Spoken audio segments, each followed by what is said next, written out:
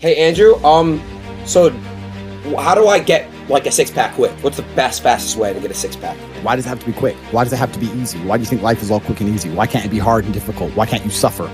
Because suffering is what gives it value. If everyone had a six-pack and it was quick and easy, then it wouldn't be valuable, would it? If everyone walked around with a six-pack and they got it easily, then no one would give it to you. The whole point is that it's difficult to get. Value is linked to difficulty. If you want something that is valuable, you need something which is difficult to obtain. You shouldn't be thinking about quick and easy. You should be thinking about hard, suffering, pain, going through it. That's what you should be thinking about. This is going to be hard, but I'm going to do it anyway. Because when it is done, then everyone's going to know that I went through something difficult. Nobody, absolutely nobody, gives a fuck about you as much as you're going to have to be fixed.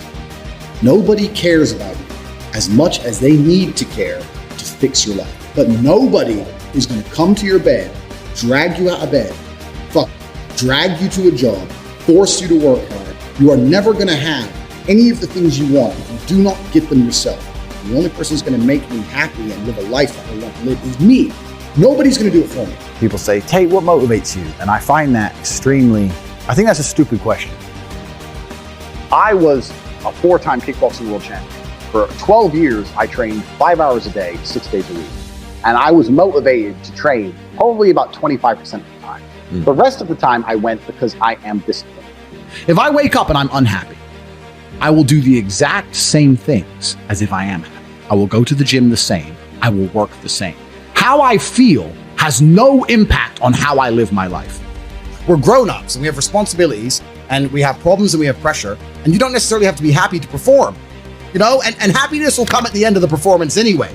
But if your number one goal as a man, if your number one mission in life is just to be happy, that's going to be an extremely vaporous existence. You're not going to be a man of substance. Your ability to deal with stress, the amount of stress you can deal with as an individual, is directly correlated to your success level. If you can deal with stress all day, you're going to be successful. If you collapse under stress, you're not going to be successful. There's no way to the top without stress involved. But there is a massive correlation between success in life and stress tolerance. The more stress you can tolerate, the better your life's going to be. One of the only things in this world you can control is your state of mind. You can't control the weather. You can't control other people. You can't even control your health. One of the very few things in the world you have genuine control over is your state of mind. If you can't control that, then you're just a feather in the wind, and life's going to blow you around. I can't imagine truly wanting to quit something and not being able to quit. I can't imagine it. When I talk to people who say, I want to quit smoking, I say, when? They go, oh, well, soon. Well, that means you don't want to quit. You want to keep smoking for a while and quit later. I can't imagine a mind frame or a mindset where I want to do something and can't do it. It's almost difficult for me to answer that question, because if you have that kind of mind, if your mind is so fundamentally broken that you cannot do with your own mind what you want to do, then you're just, right? Life is hierarchical. There's always going to be kings and there's always going to be peasants.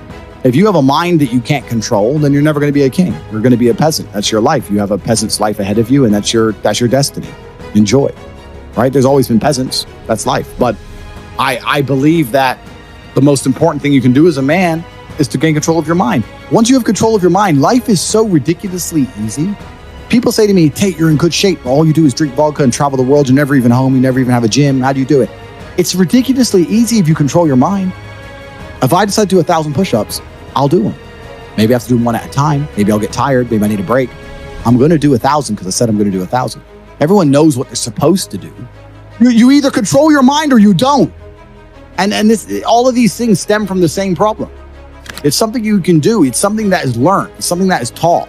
Depression is the ultimate motivation. If you're unhappy with your life and you're depressed, I don't expect you to be popping pills and sitting laying in bed. I expect you to give me a huge list of everything you're achieving per day. Depression's a fantastic motivation, but people are told the opposite. No, a lot of people's problems are all in their mind. And I'm not saying that mental conditions aren't real, because absolutely some are. But I try and explain to people, look, the only thing on the planet you have genuine control over is your state of mind. You can't control the weather. You can't control anything. The only thing you can affect in genuine real time is how you feel in your head. How you view the world absolutely and utterly shapes how you react in the world, how you act in the world, how people view you. It's all down to how you view things. You have to believe you're a fucking man, and you have to believe you can achieve anything. I'm not saying you can achieve anything easily. I'm not saying it's not going to take a whole bunch of work.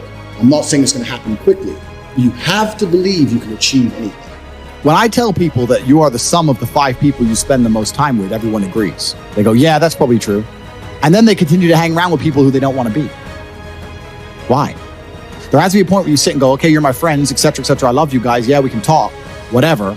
But I'm on a different life path. You have to leave some people behind. If you were to come hang around with me and my crew, you would be self-conscious. And that self-consciousness would motivate you, or they would certainly instill the discipline required for you to change. You don't feel self-conscious amongst your peers. That's why you don't change. When I was broke, I couldn't sleep. And I say that, people laugh. I'm not joking. When I wanted money, like fucking I needed air. People say to me, I want to be rich. And I say, okay, well, I want to be able to ice skate, but I don't want to be able to ice skate enough to go learn how to ice skate because I can't be bothered. I mean, surely if I could click my fingers and be a figure skater, I'd click my fingers. Who wouldn't? But I don't want to actually go train because I don't want it enough. And this is the exact point with money. Everyone wants money put on their lap. If you truly wanted money, you wouldn't be able to sleep until you fucking had it. And this is the point. Because when I had nothing, I couldn't be distracted. You couldn't distract me from what I wanted. Life when you're young is a completely different experience to life when you're older. When you're older, your life quality seriously decreases, massively.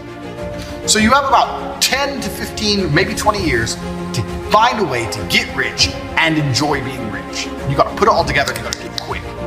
You have to start saying, I want to take money. Because that's how you have to think. You don't make it, you take it. So you have to start talking that way. You got to take money. Is that money isn't real. Money is like water. Money never stays still. If you can find and identify a place where money is moving, if you can find a place where money is moving and stand in the way, then the money is vulnerable. The problem is with the people out here, everyone has a dream, but not many people have a plan. A good plan today is better than a perfect plan tomorrow. You got to do something. You got to do something fast. Yeah. You're just sitting around talking about it and hoping for things to get better. I don't think living in a dream is going to help you anyway. I think you need to be sitting here panicking at the fact that you don't have enough. You need to be concerned and worried and sad. You need to do something about it today. Because that's how I started my first business that made me $1 million. I sat in my room, pissed off, and I came up with the idea. Most people see people with things they want and they don't do the second half. They don't try and work out how they got that thing. Oh, my man has a Ferrari. Okay. I wish I had a Ferrari. Okay. They don't sit there and go for an hour. How did he get a Ferrari? It doesn't cross that part is the part they don't want to do, right? They just go, oh, he has a Ferrari. Wish I had a Ferrari. And they go back to TV. Yeah. And that's why they lose. You need to understand that in this world, there's a whole bunch of people doing amazing shit you are not doing. And that needs to piss you off. Because it pisses you off, you become motivated all of a sudden. You need to be annoyed, and I'm telling you to be angry. Anger is a fantastic force. You take that anger and you direct it in the correct direction. And listen, you may feel fired up for 10 minutes after this little talk. But you're not going to feel fired up forever. You need to put systems in place. You need to get discipline. You need to get an atmosphere of people around you who are going to keep you accountable and not make it easy for you to continue to be a fucking nobody. And then you're going to fix your life. Otherwise, you're going to stay a nobody. If you were genuinely pissed off about your situation, you would not need me to motivate you. You would motivate your fucking self, and you would do something to change it yourself. Motivation isn't real. Everyone says this. Motivation is not real. Discipline is real. I do not feel like training, but I still train because I'm a disciplined individual. You don't get to go through life only doing the things you feel like doing.